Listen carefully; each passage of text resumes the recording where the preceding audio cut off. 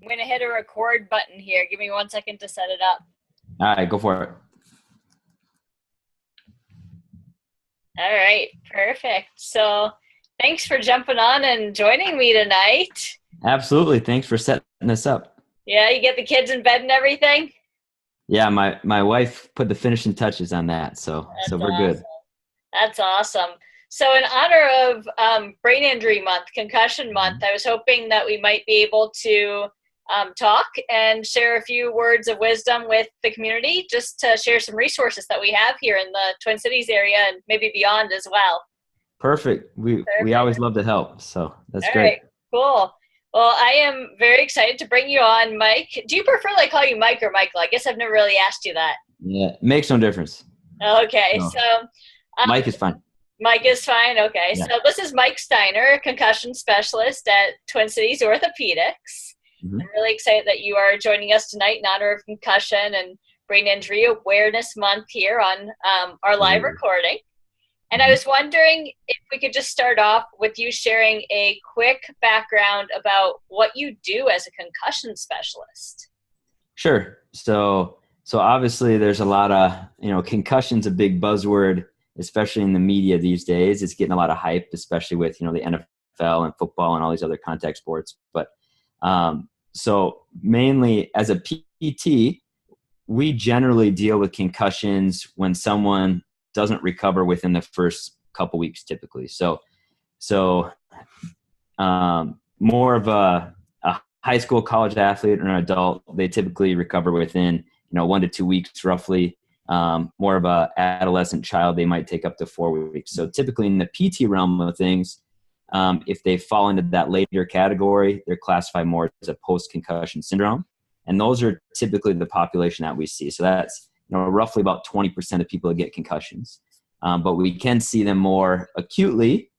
We're starting to find that if we get them started on some of these rehabilitation tasks earlier, so after the first, you got to give them a couple of days to rest. So, 24 to 72 hours at a minimum, let everything calm down. And if we can start to get them going on some basic tasks, a lot of times they recover even a little bit faster.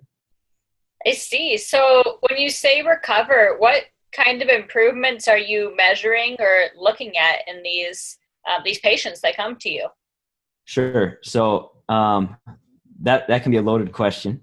But so basically every patient really is different. So I know a lot of times patients can kind of be put in the same mold, but when it comes to concussion, obviously the brain is a very complicated organ that we're dealing with. It basically controls everything else within the body. So when we're dealing with that, we really have to look at every person individually. So they could very commonly, they have an eye issue, they have an inner ear issue, they have a neck issue. Those are very common.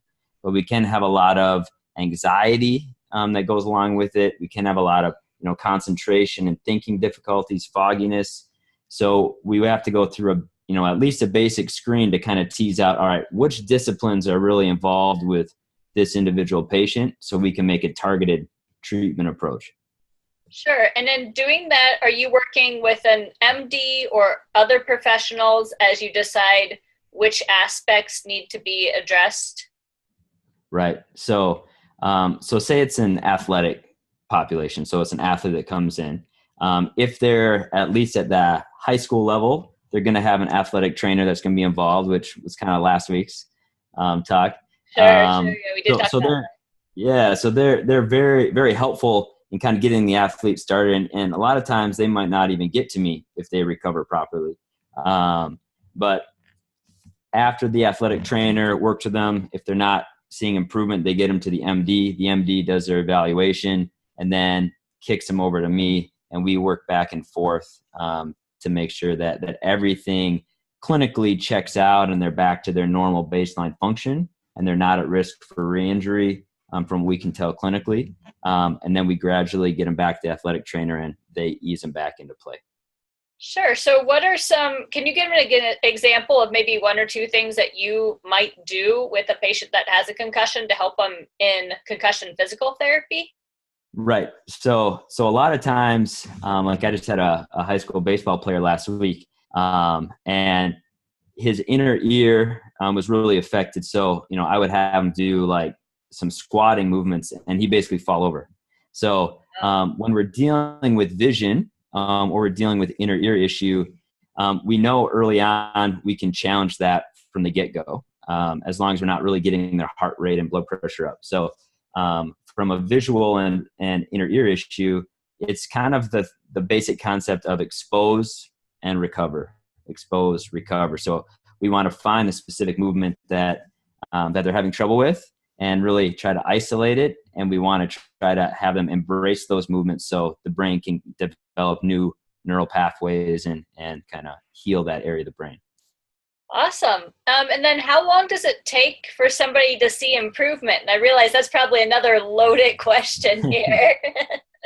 So typically when we have like an inner ear and kind of basic vision issue, which is pretty common in most of the people that we see, I would say as long as we can get them on a targeted treatment plan early on, I see tremendous quick improvement in the first 1 to 2 weeks. Wow.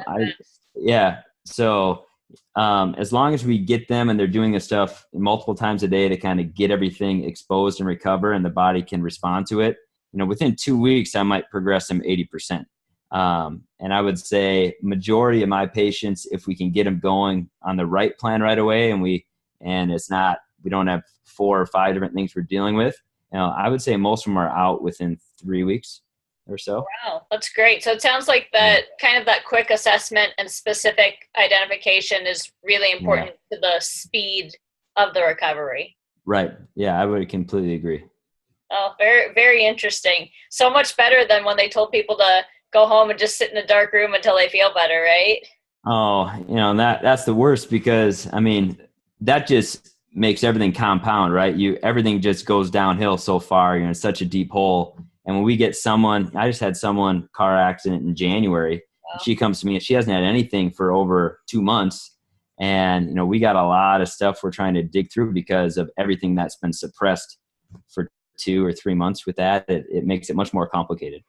Right. So it sounds like the absolute rest model is maybe an older model that's not really the mainstay of what we know about treatment today, huh? Absolutely. Absolutely. Okay. Do you have any real successes that are standing out? You've already shared a couple of great ones with me, but do you have anything that really stands out and you're like, wow, that was amazing. That was really cool how it worked out. Yeah. So, and actually since you're into dance, I was thinking about it and there was a dancer I had.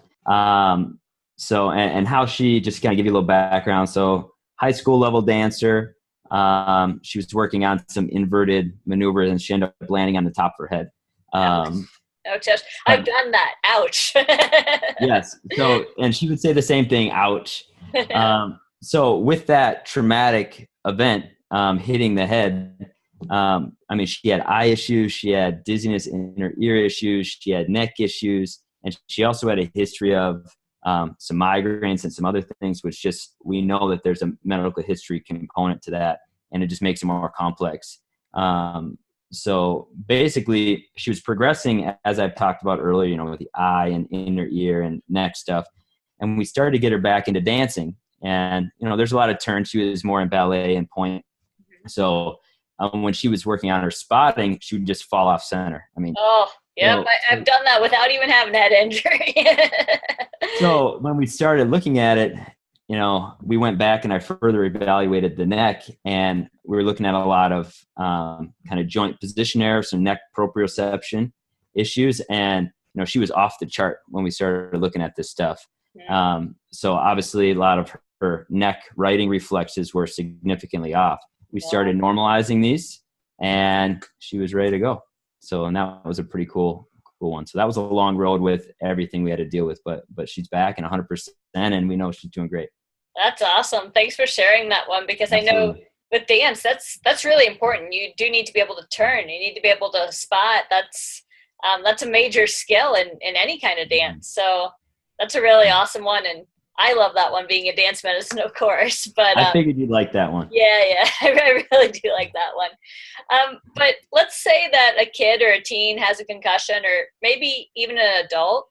What are maybe 3 things that you wish people knew about concussions today? So first and foremost, obviously it's the brain, and a lot of people are very scared by it. And we want to have kind of the right level of fear, just because we don't want people just throw it to the side. It is important. We want to protect the brain, but I want people to know that we can treat this. If we can catch it, kind of that early diagnosis, we are really pretty good at treating this. And that's one important thing that I want people to know. And the other thing is, and this came out of a study, I think out of the University of Pittsburgh, and I think it was a couple years ago, but they found that the athletes that noticed their concussion symptoms and were removed immediately, they recovered at least in half the amount of time of people that continue to play through their symptoms on average.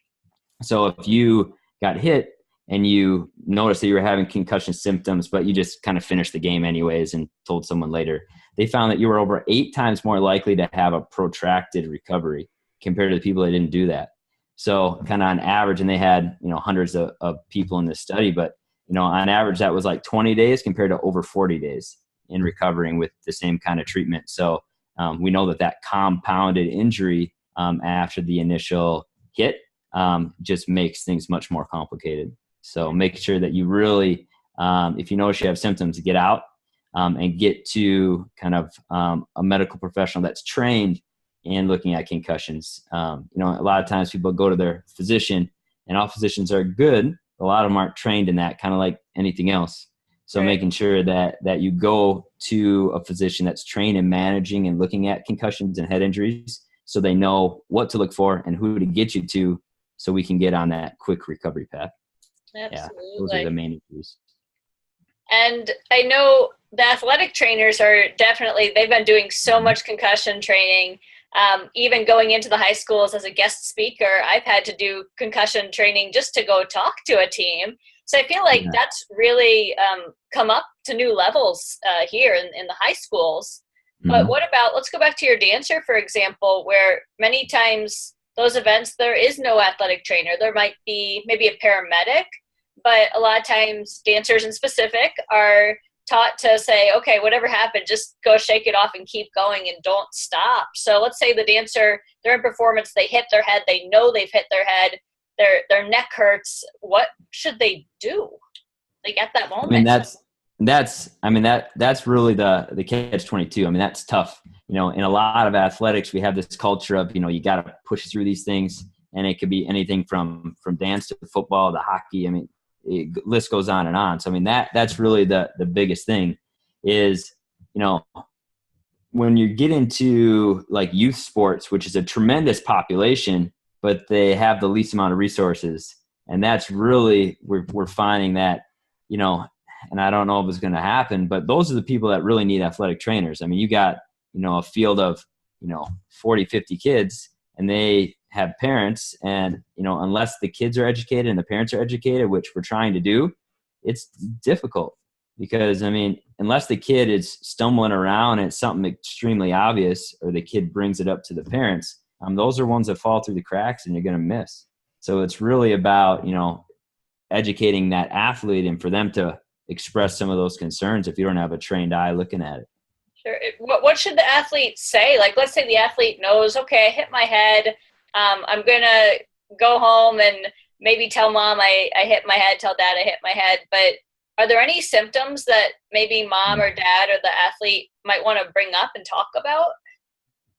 Yeah. So, I mean, some of the main ones are, I mean, the majority of people, the number one rated symptom is you're going to have a headache, right? A headache after a head hit, that's something we want to watch, right? So headache, dizziness, and for parents, and the athlete or the kid may not notice this, but for parents, really a change in their behavior, right? A notice change, there's a lot more agitation, maybe there's more anxiety, things like that are kind of triggers.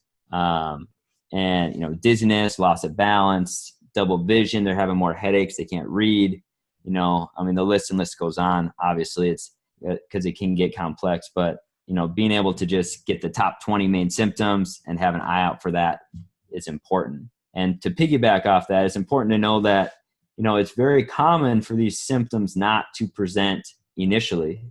A lot of them do, But I mean, up to 3 days after, for symptoms to first show themselves is definitely not uncommon. So within those first 3 to 5 days, paying attention to those main symptoms and how you're feeling and being honest with yourself is important.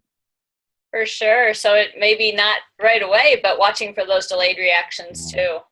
Absolutely. And I know they used to say, if your kid had concussion, make sure you wake them up every 2 hours and like check their pupils and do stuff like that. Is that still important, or has that information been replaced by new information lately? So really, you don't really need to wake them up anymore is what the common theme is. So unless something happened like right before bed, you might want to watch them for a couple hours. So the general rule is if you're suspecting a concussion and you're not having big grandiose symptoms, right? They didn't get knocked out. They're not passed out. They're not throwing up or vomiting. They're not completely delusional. All these big grandiose symptoms. Those are ones saying, all right, ER, right? Let's get them checked out. Make sure we don't have a brain bleed or something like that. But if they're just, I got a headache, as long as it's not significant, where you'd have to be, taking them to ER, and that's where, an unrelenting headache, they can't even think straight. It's horrible. That's outside the norm. But, a headache, I got some neck pain. I just feel a little bit off. I don't feel quite myself. Those are, we're suspecting a concussion.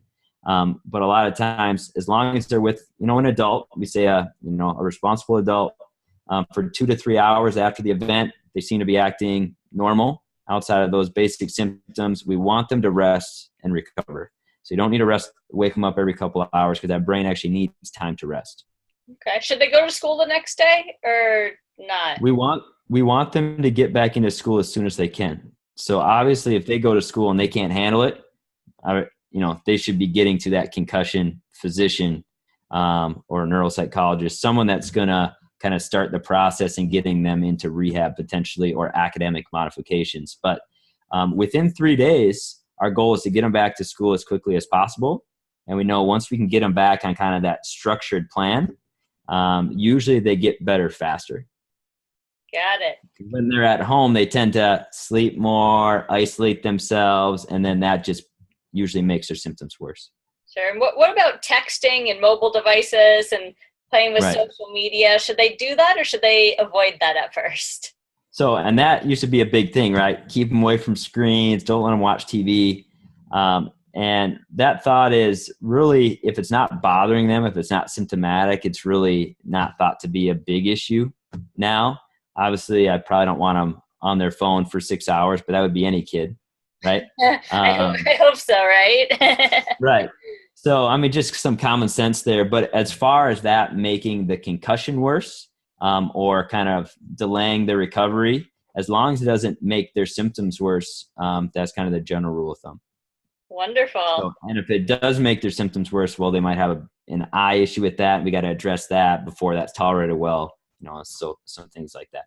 Sure. So that might even provide a clue as to their symptoms if they're having trouble with their social media and their texting.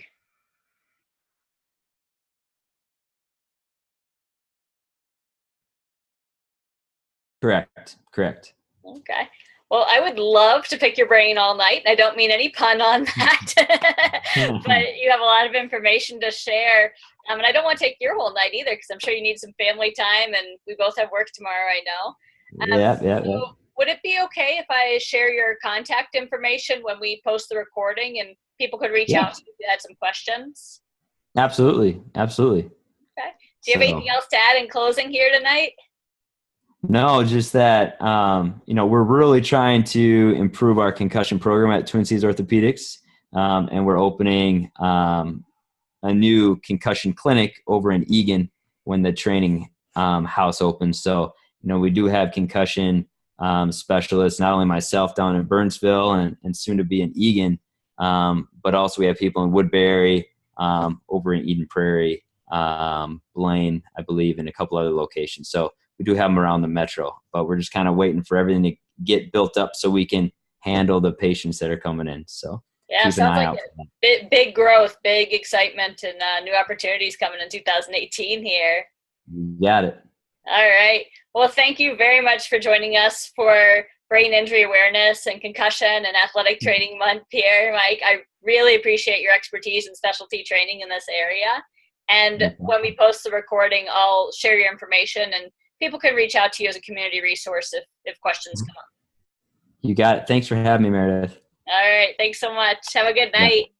Yeah. Bye-bye. Bye.